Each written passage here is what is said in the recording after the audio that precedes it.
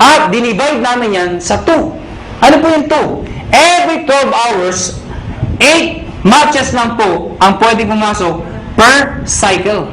So, lumalabas, 2 ang cycle. Bakit?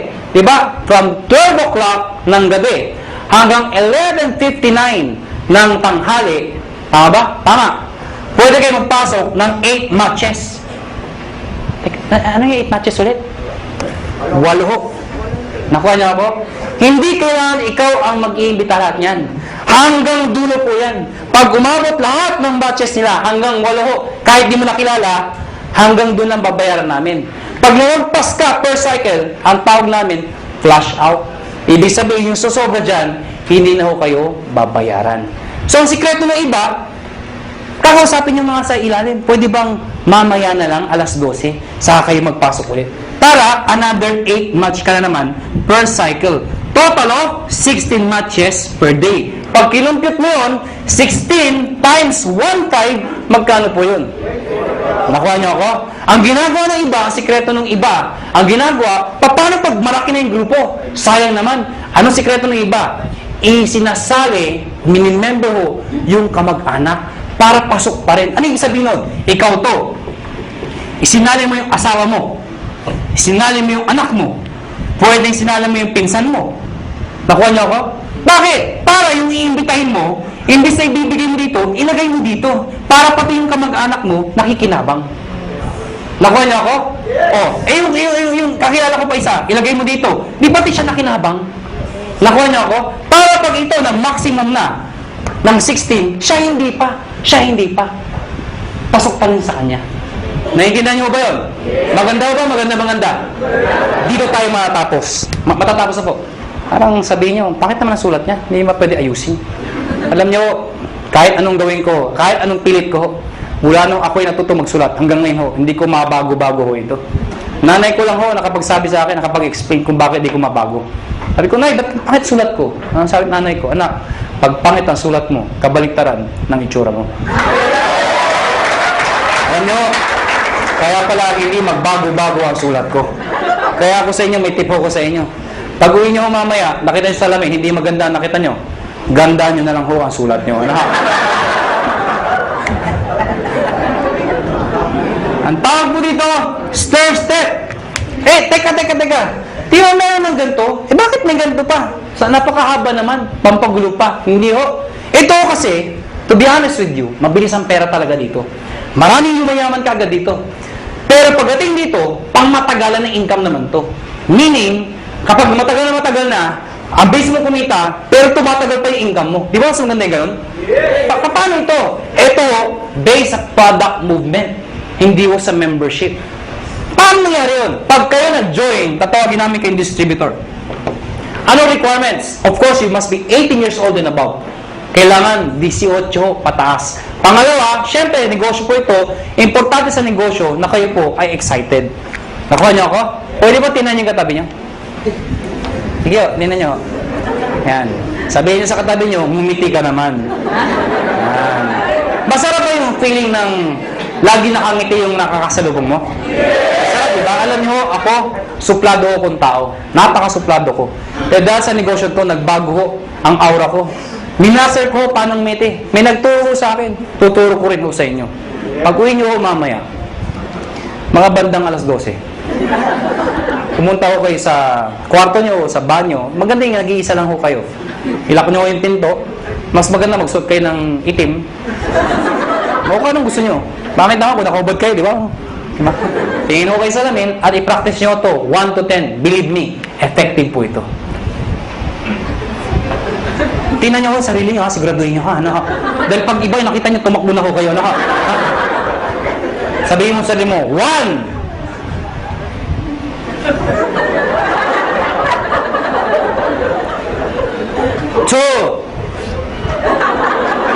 Teka lang ho, di pa ako tapos. 3. Hanggang 10 po yan. After ng 10, ang bilis ngumiti. Bakit? Na-master mo na eh. Paglabas mo ng banyo, paglabas mo ng bahay, may nakasalubong ka, ngitian mo. Pag ngumiti, pakpay, rekrutin mo. Pero please lang ho, huwag kayo masobrahan. Baka mag-isa ka na lang. Si Raulo na ho kayo. Silver Executive. Gold Executive. At ang highest position, Global Ambassador. Mga kaibigan, yan ang pinakamagandang position sa lahat. Ibig sabihin, pwede ako umangat na posisyon? Yes. Bakit pa? Kasi ang tao, hindi lang perang gusto. Gusto recognition. April 25, Araneta Coliseum. Ladies and gentlemen, pinuno namin ang Araneta Coliseum. Anong meron? Recognize namin sa stage. Thousands ang umattend. Yung market mga naging silver, naging gold, naging global. At lahat po sila, proud na proud. Bakit po? Karamihan dito sa mga market na stage, mga ordinaryong tao lang ho. Imagine nyo ho, Araneta Coliseum. Mga kaibigan, doon ho ginaganap mga malulupit na mga events. Doon ho ginanap ito. Ubaket ng stage yung mga tao. Pinapalakpakan. At ang tip ko sa inyo, kung sa susunod ho, kung kayo mapopromote at aakit ka ng stage, huwag na huwag yung gagayahin yung iba. Sablay ko umakyat. Alam niyo bakit? Siyempre, kakamayan namin. Stand tayo nakatingin. Picture, video. Pag tinawag yung pangalan. De La Cruz! Siyempre, tonto. Pasok. Thank you very much po. Picture! Tsak! Hindi ka nakita. Ang sikreto ng pag-akyat, Mr. De La Cruz! Pagpasok, ganito ho. Thank you. Thank you. Di ba? Picture! Tsak! Kita ka! Ngayon, alam niyo na paano makita stage, ha? Ngayon, mga kaibigan, paano mo promote ng posisyon? Dito, kailangan ng 10 points. Dito, 100 points. Dito, 1,000 points. Ano yung mga points na yan? Balikan natin to. Sabi ko kanina, lahat ng binibili ng mga taon to, merong points. Ang tanong, mga kaibigan, paano ko ito, katulad sinabi ko sa inyo kanina, ito bumili.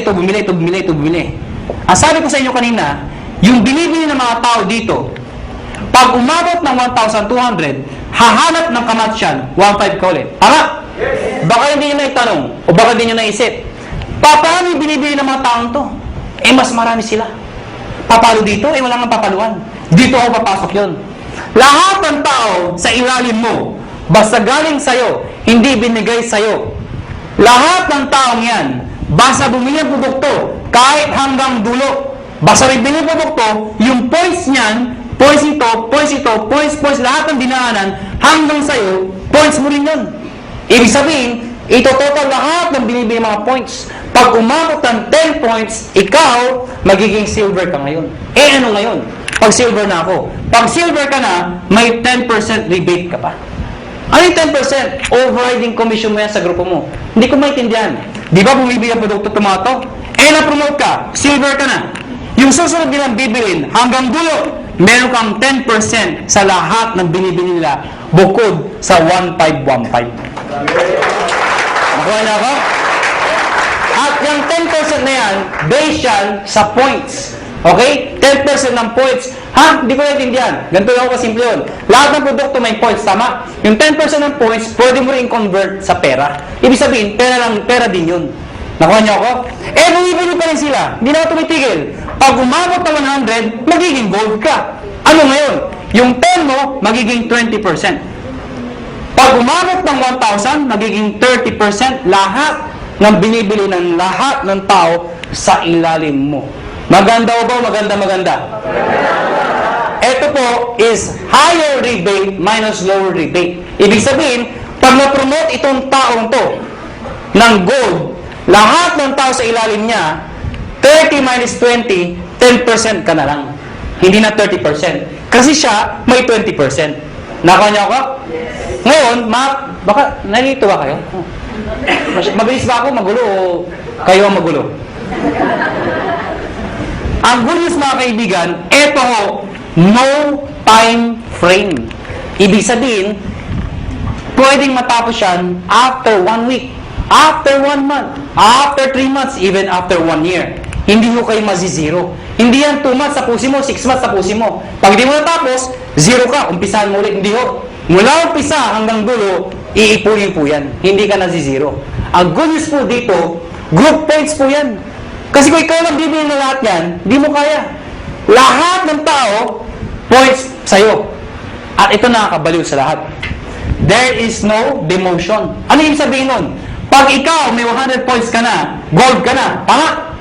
Kung the following month, humina ang grupo ko, nagbakasyon ako, bumaba yung points, naging 10, bababa yung position ko, hindi ho. Dito, pag umangat ka, hindi ka na bababa. Habang buhay ka na doon sa posisyon mo or aakyat ka pa. Kung hindi kayo nababaliw doon, dito kayo mabubuwang. Ito nakakabuwang sa lahat. Tingnan nyo, tingnan nyo. Tingnan nyo. Oh, ikaw to. Tingnan nyo, ikaw to, ha? Oh, ikaw to. Ang dami yung inimbita. Isa lang naniwala. Ganun ka kalala. Yung naniwala, nanay mo pa, pinagbigyan ka lang. Anak, wala bang sumasali sa'yo? Ako na nasali sa'yo, anak, ha? Sumaya yung nanay mo. Alam nyo, 3 buwan na kayo. Kayong dalawa lang, laging mate, palakpak na palakpak. Tapasin mo, nay. Hindi tayo dumadami, mag-imbita ka naman, nay. Yung nanay mo, nag-imbita. Good news po. Ang dami inimbita. Isa lang din na paniwala. Sino? Tatay mo pa. Tatay mo, kinulit mo. Mga kayo talaga, kukulit nyo. Sumali tatay nyo. Kaya lang, 3 lang kayo. Siyempre, kinulit nyo. Sino? Yung tatay nyo.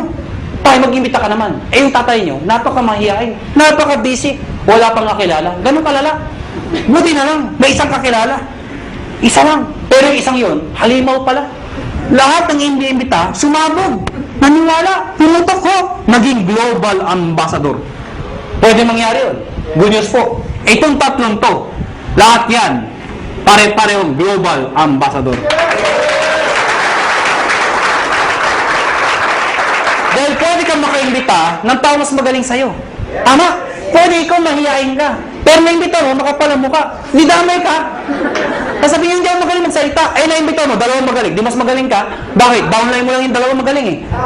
Nakuha niyo ako? Oh, tinan niyo to ha. Para masitindahan niyo. Sino mahihain dito? Sino mahihain? Ang kapal naman ng mukha niyo. Oh, tinan niyo. Sabi niyo ba, dito, ang bagay dito, yung mga makapal ang mukha magaling magsalita, hindi ho. O, tinan mo to. Brad, anong pangalan mo? Huwag ka mahiya. Ha? Paul. Kapal ng mukha. Biro pala, biro lang mo. Paul! Mahihayin si Paul. Sabi nila wala pag-asa. Hindi ho, may pag-asa mahihayin dito. Ang gagawin mo, Paul? Sabi nila, mula nung elementary, high school, college ako, isa lang ho napansin ko. Hindi ko nila lahat, pero kadalasan ho. Di ba yung matatalino sa school, magkakasama? Yes. Di ba yung mga bobo, magkakasama? Di ba, napansin nyo sa school yan? Di ba yung nagkukopyahan, magkakasama? Yan. O di ba yung malalandi? Because birds of the same feather are the same birds. Napansin nyo ba yan? Ako, napansin ko talaga to. Kami mga may itsura.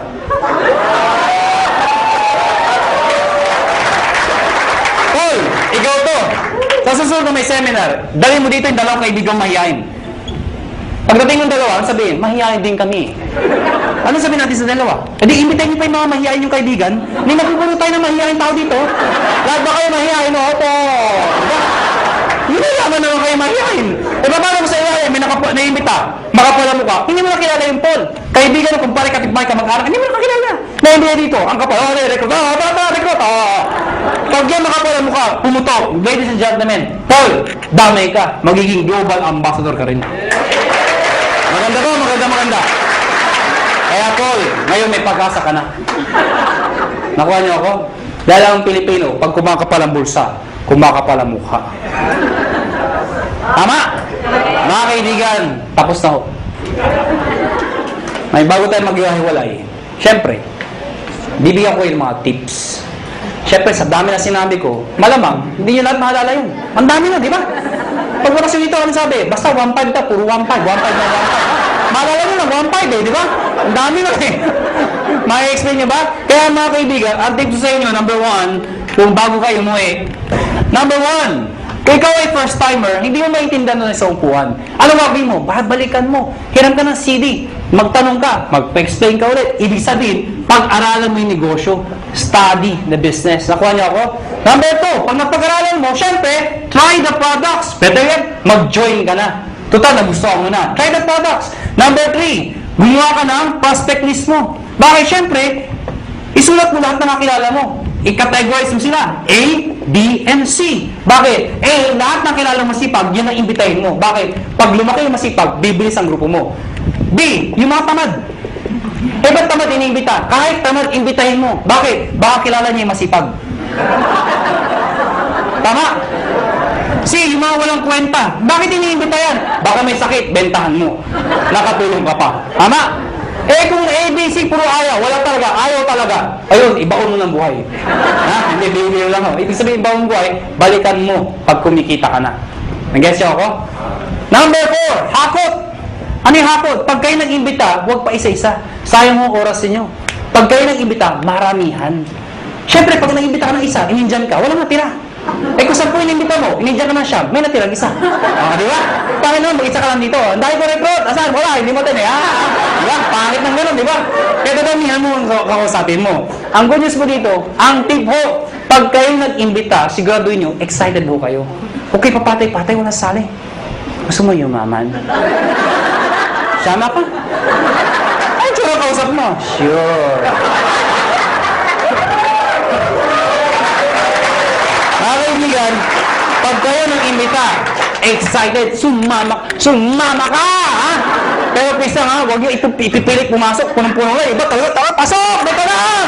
At tutulak talaga sa loob, oh. Huwag nyo na ipilit, ano?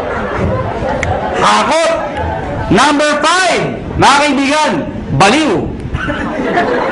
Mga kaibigan, ano yung baliw? Mga kaibigan, kanina pa ako sa salita.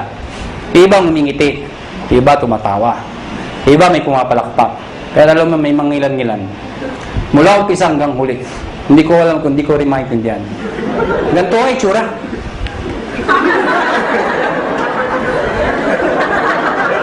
Alam niyo, ang sikreto sa negosyo ko, excitement.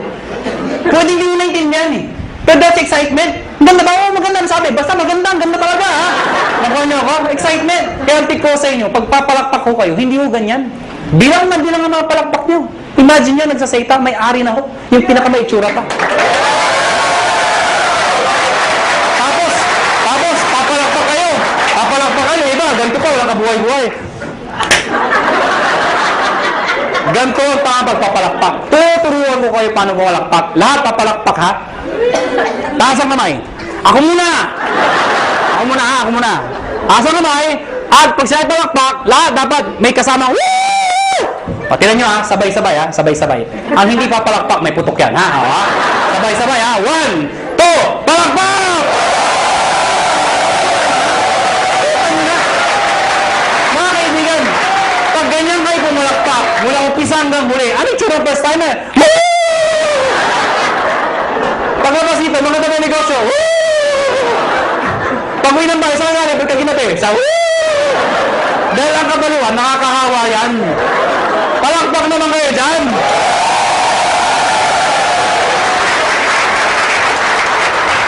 Number 6. Last na po. D. Positive. Last na nga eh. Hindi mo narinig. Pero tandaan nyo ito. Alam ko iba sa inyo gutom na. Iba puyat na. Iba pagod na. Pero sabi ko sa inyo, hindi araw-araw kayo nagugutom, napupuyat, napapagod. Ano ba yung minsan sa buhay mo? Napagod ka, nagutom ka. Pero alam mo, dahil sa negosyo to, pwede na magbago ang buhay mo. Kaya, hanggang alas 12 tayo. Positive! Last na po? Last na. O bakit? Di ba nawala yung gutom nyo? Katawa? Merong isang eroplano, Boeing 747. Sino ko nakasakay ng eroplano? Nakasakay na ako. Nakakita na ho. Parang naman kakaintindihan ho tayo. Meron isang eroplano, Boeing 747. At the height ng flight, naka-experience ng matinding turbulence. Ang turbulence ho, normal ho yun. Ang problema ho, sobrang lakas ng turbulence. Sobrang lakas. Yung mga tao nagpapanik, nagsisigawan ho. Amidst the chaos, yung captain ho, they are trained to be positive. Alam niyo ba yun? Nagsayta yung captain, amidst the chaos. Ladies and gentlemen, compose. Diba if somebody's in control, you will feel okay? Sabi ko, ladies and gentlemen, this is your captain speaking. Please calm down, take your seat, fasten your seatbelt, and everything is under control. So yung mga tao, okay lang pala, okay lang. Kaya lang, after 5 minutes lang, lumalala. Yung makina, gumagano ko, aeroplano. Wala na, hindi na napigilan. Yung mga tao, nagtanggalan seatbelt, hindi na ako napigilan. Nagyakapan na ako, nag-iyakan na ako. But you know what? Nag-stay yung captain, and still positive. Sabi ng captain, ladies and gentlemen, this is your captain speaking again. Please calm down, take your seat, fasten your seatbelt, and follow after me. Our Father.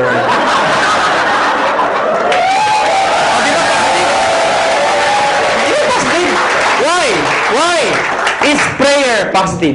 Yes! Why? Who is the most positive person in the world? The most positive person in the world? Jesus Christ. Why? When He died on the cross. Positive. Oh, ang dami posisyon para itako. Pwede mo pa ganito. Pwede pa ganito. Bakit ganito? Because it's a sign of positive. Before He died, He was being mocked. He was being stoned to death. He was hung. He was crucified. He was even struck. Ladies and gentlemen, He died. The demons thought they won. But they don't know, on the third day, He rose from the dead to redeem us from our sins. Amen ko ba? Kaya mga kaibigan, pag ginagawa niyong negosyo to, think positive. Pag may kausap ka at ayaw, ano sabihin mo? Positive. Biro lang ho.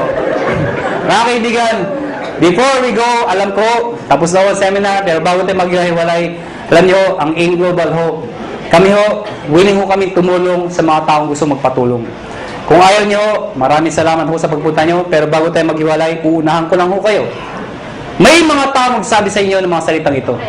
Mahirap yan. Di mo kaya yan. Kalokohan yan. Pare-pareho lang yan.